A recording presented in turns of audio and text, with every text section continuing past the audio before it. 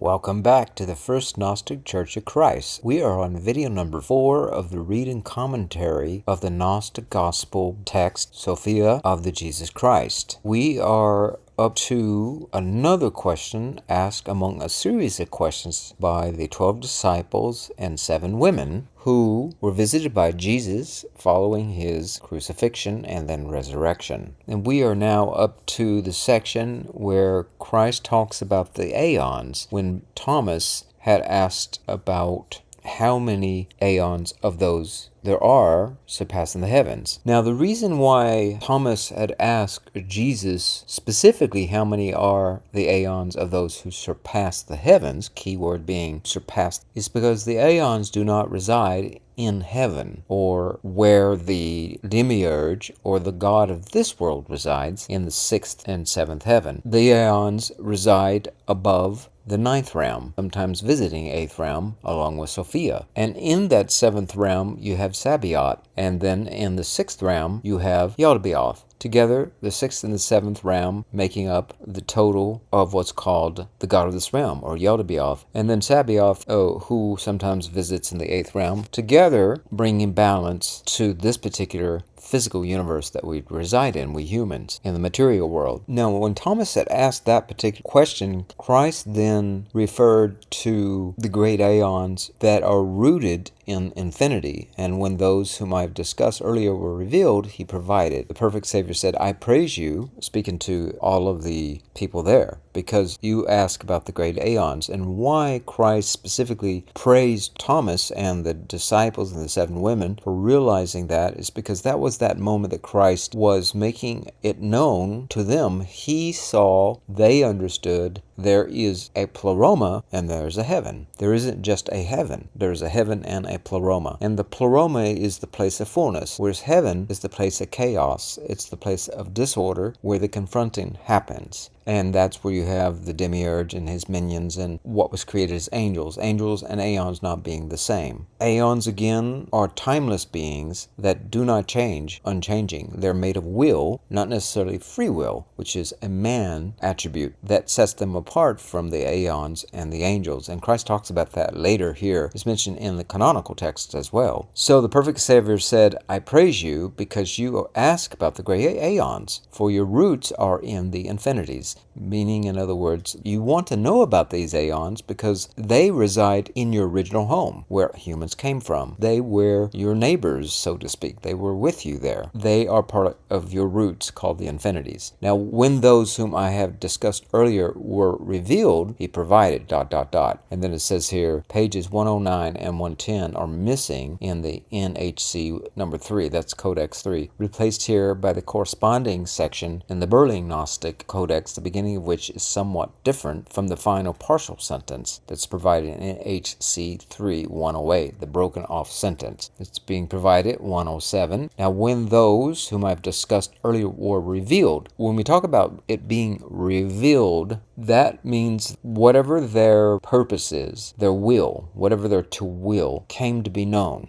Who they came to be known to, talks about self-begetter Father, very soon created 12 Aeons for a retinue for the 12 angels. Being revealed meaning the essence of their purpose. Just as humans have a particular mission or purpose as a collective, so too the Aeons have a particular purpose and mission. And when that came to be revealed, meaning it was unveiled, or it is much like a seedling that ferments and it springs forth, and then you see it for what it is, and then you understand. And then from there, whatever you do to cultivate it, take care of it, tend to it, pull the weeds, so forth, then will determine the outcome of that particular seed. In terms of, will it grow toward its ultimate fulfillment or being full, or will it be emptied out and have to start again? Self-begetter Father very soon created 12 Aeons for retinue for the 12 angels, meaning that each of the angels would have a corresponding Aeon. So the Father emanated those 12 angels for retinue in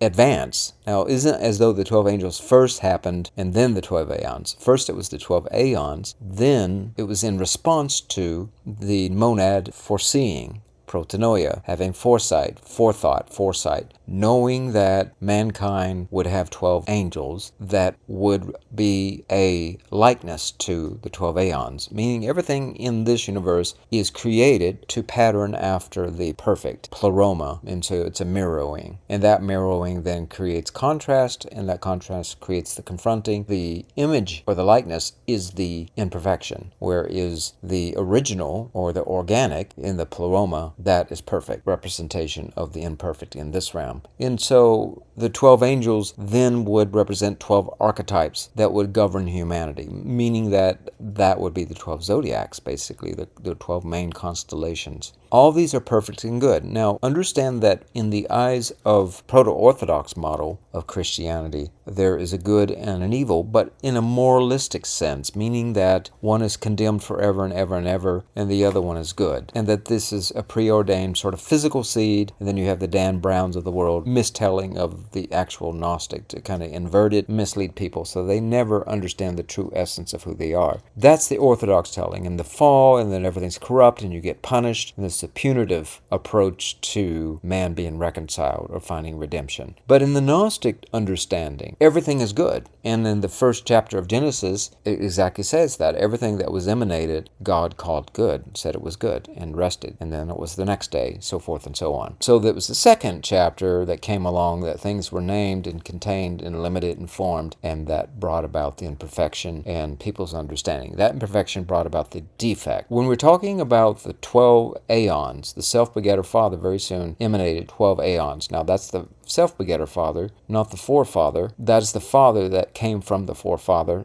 Think of the forefather being the monad, and then the father and the mother, Borbello and the Bythos. And those two are self-begetters, and they then bring about the opposites, or the male and the female essence in the archetypical sense, and that brings about everything else. The female essence, of course, being that receptive empty container that allows for everything that is going to be willed to take shape and to grow within that space. That 12 aeons represents 12 main attributes, or essences. They call it essences, and why the Essenes named themselves after the aeons. The aeons are the essences, the Essenes. And so that essence of the aeon are the different forms of abstract concepts that govern mankind, or all of the universe. Things like courage, faith, love, life, eternity, unlimitedness, so forth, perfection. These are actual abstract essences that humanity is rooted in, though the whole universe is rooted in, and also governs and runs the universe. It's the very essences that bring about the process of everything taking shape and running. So that was for all time. And then on this plane, we have the archetypes. Now that's named after the archons. It's the essences for the aeons and the archetypes for the angels, and therefore archangels. And those archetypes are the 12 zodiacs, and they make up different missions that we each have, our accomplishments that we bring with us, that simultaneously becomes not only our strength, but also our greatest weakness. Our greatest strength and greatest weakness is governed by the sun sign, and you have all the other planets that also participate in the overall making of that individual's character and their arc. All of these are perfect and good. Thus, the defect in the female appeared. Now, if the Father had said everything is good and perfect, then why did the defect occur? It was the contrast. This mirroring was a mirroring of the actual image, or the actual thing, and that mirror was reflecting back an imperfect image of the actual original organic. It was artificial, and that brings about a defect. And it appeared in the female because that presents the potential. Emptiness represents chaos and death, and the father-mother is not defective. So it's outside of the pleroma, and therefore a defect. Now, not defect in the sense that it's sinful or it's bad or anything like that. In fact, it's good. It's simply something different from that which always was. Now, and he said to him, and this is Thomas, he says, how many are the aeons of the immortals, starting from the infinities? So what's the difference between this question and the prior question when Thomas says, Lord Savior, how many are the aeons of those who surpass the heavens? Okay, so one is referring to the actual place past the heavens. And then, how many are the aeons of the immortals, starting from the infinities? So, in Thomas's mind, what's going on here is there are 12 that were specifically laid out by Christ are mirroring the 12 zodiac signs or the 12 archangels in this realm. So he's referring specifically to the place above the heavens, that surpass the heavens. Now he wants to know, are there more besides the 12? That because since it's infinite, are there more? He says, how many are the aeons of the mortals then, starting from infinity? Because you got 12 for the mortals, that represents 12 that are the perfect, original, organic aeons that are there for the 12 angels. So if that's the case, then you also said that the pleroma is infinite. So how many are there? Are there more than those 12 that you just mentioned? So that's really clarifying with Christ. The perfect Savior said, whoever has ears to hear, let him hear. And remember, when Christ says that, he's not trying to sound cryptic. He's saying, I'm going to tell you this, but most of you are not going to understand anyway. But since you ask, I'll let you know. So listen in. The first aeon is that of Son of Man. So who's the Son of Man? Well, it's the Christ, who is called first begetter. Remember, he's the first begotten Son, who's called Savior, who has appeared. He's appeared among men. He's the first to appear among men. The first aeon to actually appear among men is the Christ. Not Jesus the man, not Jesus Christ, that is Sabaoth, but Christ, in the form of the awakening, or the Gnostic awakening, wisdom in action, through the womb of the Mary, the conception. That is the beginning. That's the first begetter, the Christ. Not Jesus Christ, but Christ, that we all have within us, the hope of glory. The second aeon is that of man, who is called Adam, eye of light. Now that is man who has gnosis within. That's the perfect man, who shined that light forth that was in the pleroma before he then came to this realm. That which embraces these is the aeon of which there is no kingdom. So in other words,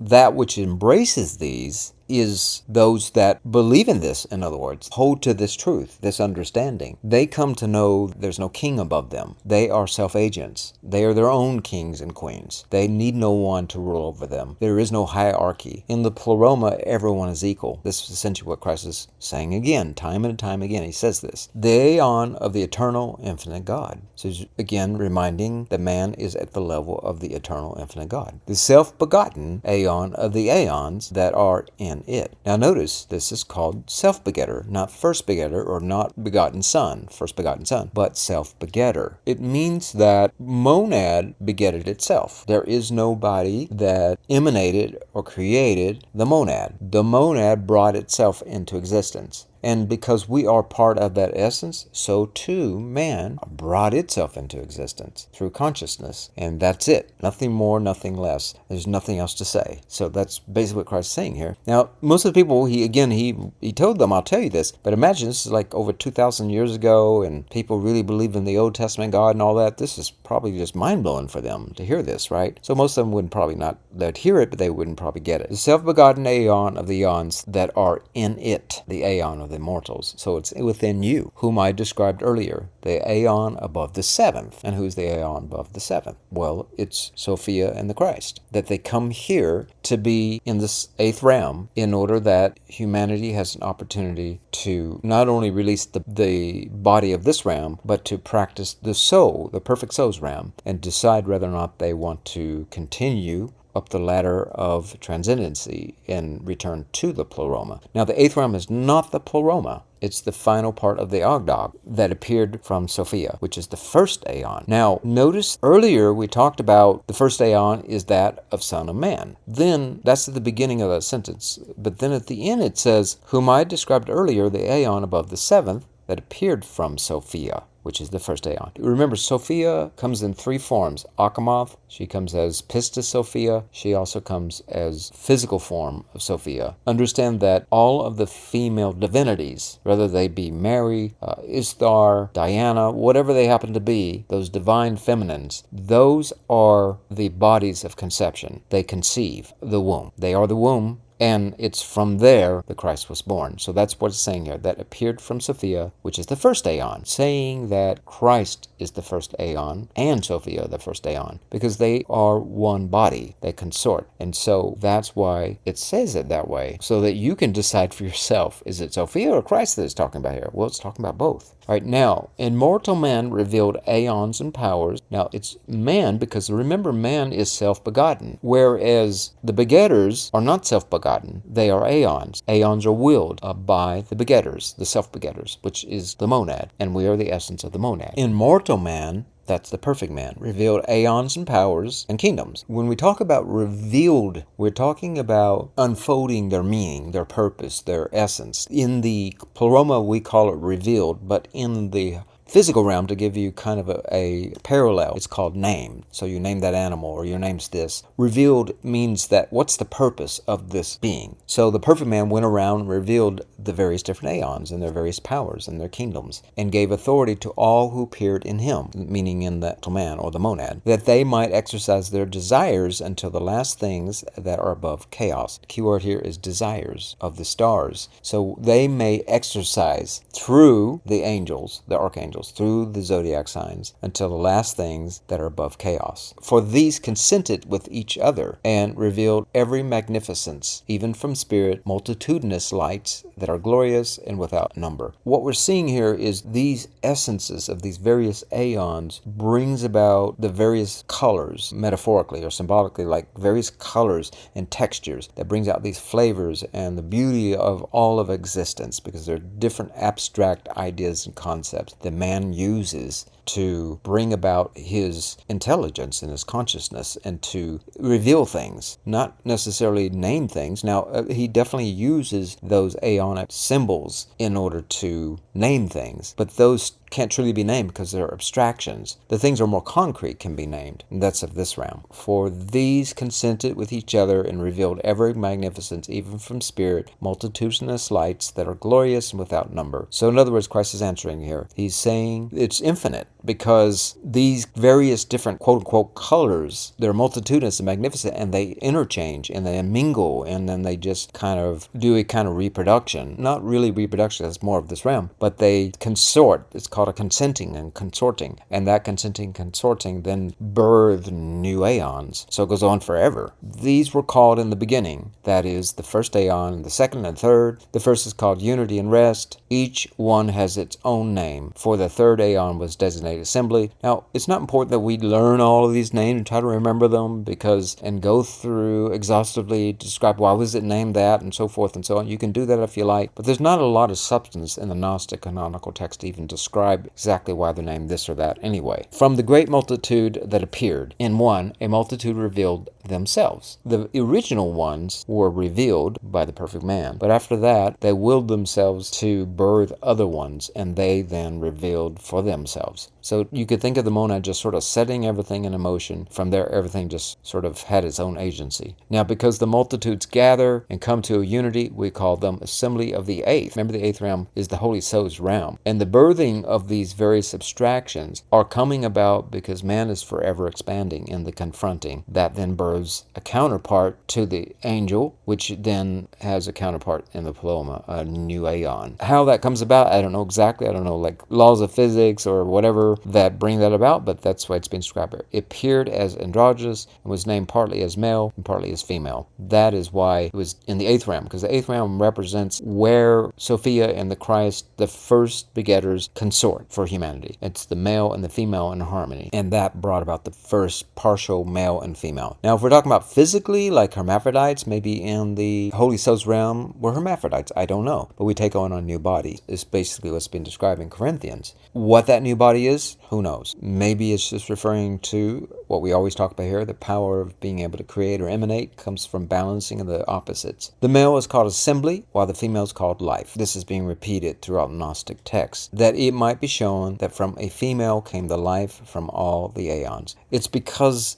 it lowered itself down, emptied out the sacs, that then made way for free will, and that then brings about life, because free will is what animates everything. If you are in bondage, you begin to die. And every name was received, starting from the beginning. A lot here, right? But we'll just continue a little bit longer here. For from his concurrence with his thought, the powers very soon appeared, who were called gods. Now, here's what's happening. It's literally going from the pleroma into the eighth souls realm, and then it's dropping down now to the sixth and seventh realm. It's talking about, Christ is literally describing how everything transpired. You want to reiterate the connection, how man went from the pleroma to this realm. And integrate that with the Aeons and the angels and all the powers and the various gods and how they all came about. So that when he leaves, goes back to the 8th realm or the 7th realm or wherever he's going to visit, then he feels confident that he shared whatever he needs to share and leave behind from them to marinate in. And so he then begins to talk about, like, how does it go from the perfect or emanated to the creation or the form? For from his concurrence with his thought, meaning it happened at the same time or with the same occurrence, meaning while this was all being created simultaneously, the powers very soon appeared who are called gods. Now, monad is not a god. Now, of course, we call monad God and, the true God or whatever, but even Christ doesn't call, quote unquote, God, God. Christ always refers to the monad, the mother father, is the true Father or the Father in heaven. And so that's a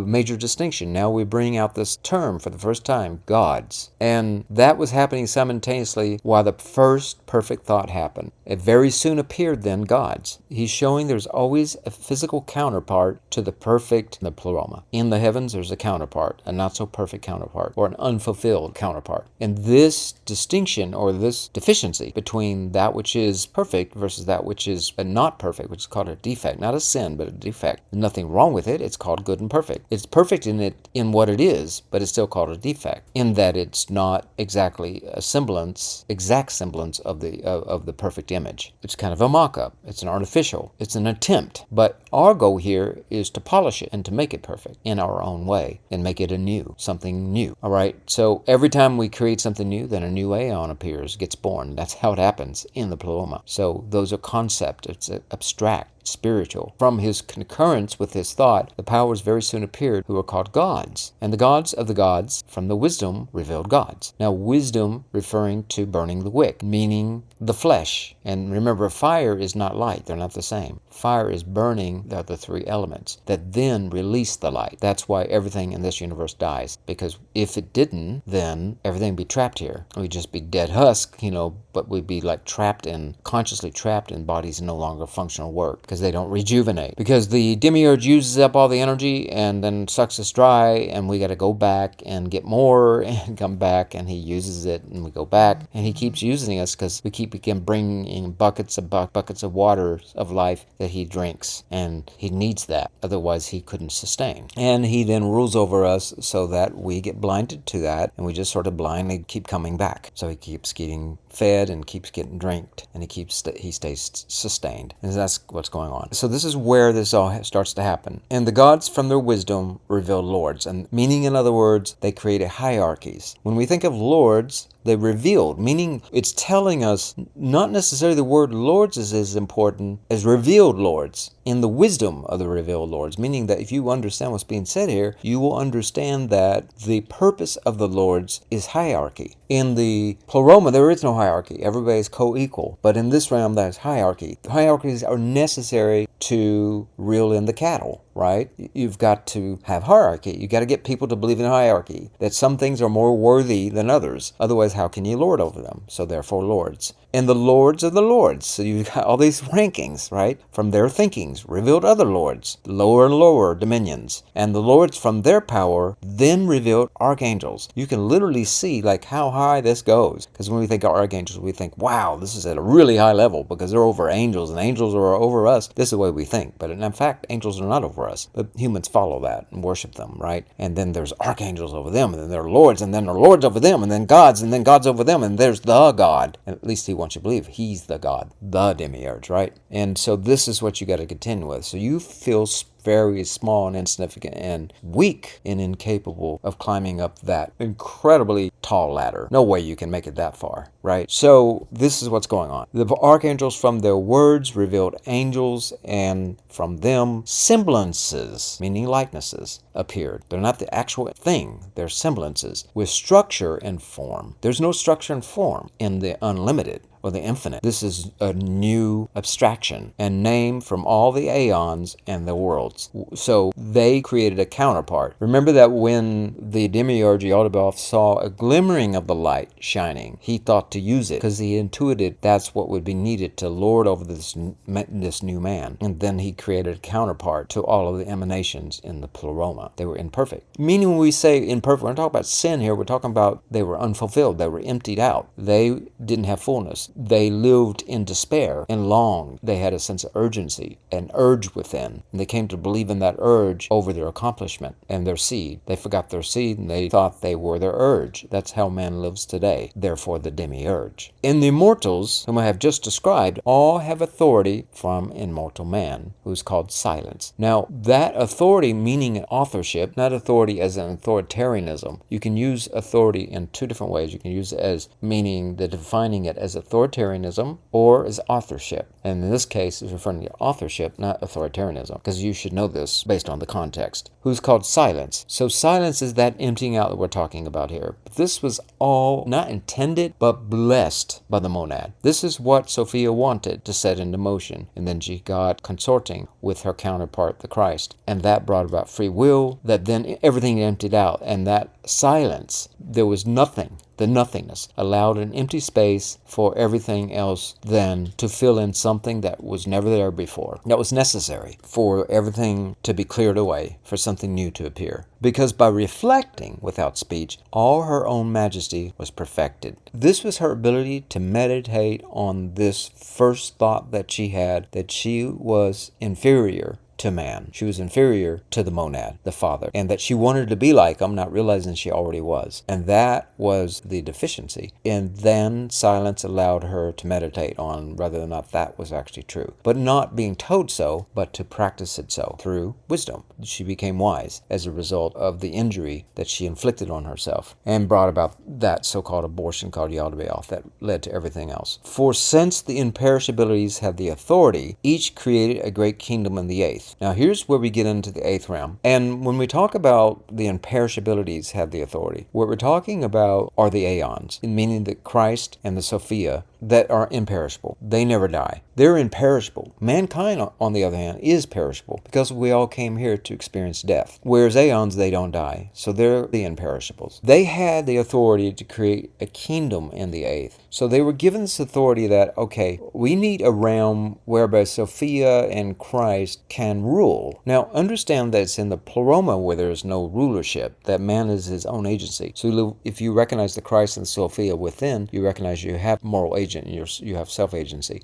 Even when the eighth realm, man doesn't fully realize that. They set up a shop to accommodate that for where man is at that point. He's just outside the pleroma. He hasn't quite transcended there. He's ascended to the eighth realm. We need to set up some kind of a firmament, some kind of majesty, something that will be similar to what man's familiar with, some kind of structure, but not exactly a form or a structure, but a kind of kingdom. And so that's what's going on. So each created a great kingdom in the eighth realm and also thrones and temples. So kind of churches. You can think of spiritual churches or thrones or governments that also reside in the eighth realm. So we're not quite done with it once we enter into the eighth realm. We're still dealing with governments. We're still dealing with kind of temples and sort of churches or religions, but they're not really religions anymore. They're more temples, places of meditation, firmaments for their own majesties. So they would have kind of not necessarily a hierarchy, but more like a separation of different levels of experience and a recognition of those different experiences. So it wouldn't necessarily be like hierarchy per se, but there still was a semi-hierarchy is kind of what I'm getting from this. For these all came by the will of the mother of the universe, and she contained all this. It had to come from the mother. In this case, because the mother, remember, is the triple male aspect. The assertive part of the feminine mother is known as the triple male, and that's where the triple male resides. He continues to reside in the physical realm and in the Holy Souls realm. So we have a type of body, not the kind of body we have here in this realm, in the Holy Souls realm. but a different form of body. Right, so I'm just going to wrap it up there, and we'll pick back up in the next video when the apostles say to Christ, Lord, tell us about those who are in the Aeons, since it is necessary for us to ask about them. So when we're talking about who are in the Aeons, what they're gathering here is like, okay, so these Aeons are not just abstract concepts. They're not just like ideas, but they literally have a will. They're literally conscious. They literally are an entity that exists. And so, is there an embodiment of some sort within the Aeons? And can you tell us about that? Or are they just sort of like, what are they exactly? Is there somebody inside of them? Or are they something else altogether? So that's what I'm gathering that the apostles now want to know about. All right, so we'll leave it there, and we'll talk again soon. Thank you very much for watching, and until next time, have a blessed day.